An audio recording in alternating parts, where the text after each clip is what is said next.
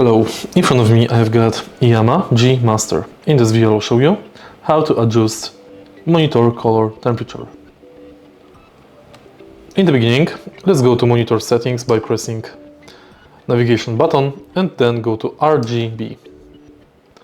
Enter color settings, and here you can switch between warm,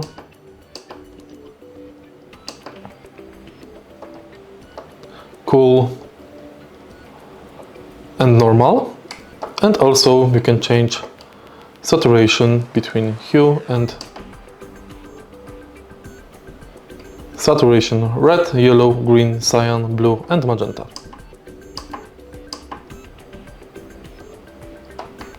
If you find this video helpful, please leave like, comment and subscribe.